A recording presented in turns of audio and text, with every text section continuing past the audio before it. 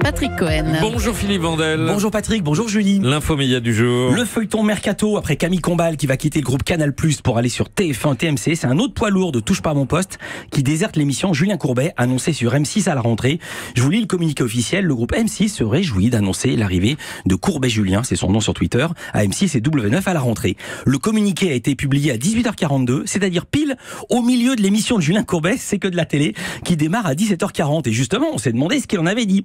Eh bien, il a rien dit du tout. Sinon que bizarrement, il recevait plein de textos, surtout de gens qu'il n'avait pas vus depuis longtemps. Ça, c'est la télé. Mais c'est encore plus retors, car au même moment, Julien Courbet s'expliquait dans une interview radio. Il disait, c'est une question de synergie. Moi, la stabilité, je l'ai sur la radio, sur RTL, où je fais des audiences qui sont 4 fois plus importantes que celles de la télé. Donc là, raconte Courbet, j'étais en train de renégocier un contrat radio, quand le téléphone a sonné, que Nicolas de Taverneau, le patron d'M6 et aussi quelque part d'RTL, m'appelle et me dit, est-ce que ça serait pas plus logique que mon animateur radio soit aussi sur une de mes télés? Je ferme les guillemets. Synergie, c'est le cas de le dire, car Julien Courbet expliquait ceci sur RTL au micro de Marc-Olivier Fogiel. Et ensuite, il était en direct dans Touche pas à mon poste sur C8.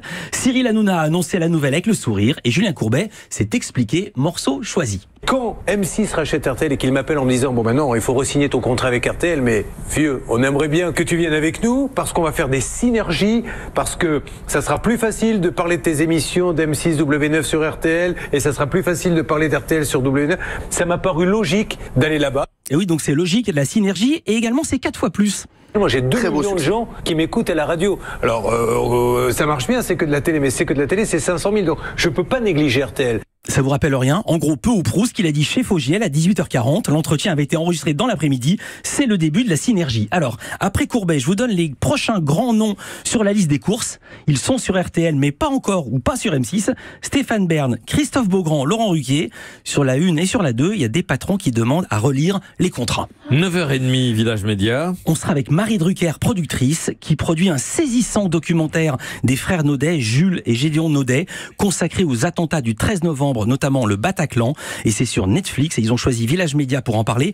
Et Marie Drucker produit également Retour aux sources avec Franck Dubosc, qui découvre le passé mystérieux de son grand-père. À tout à l'heure, Philippe Vandel.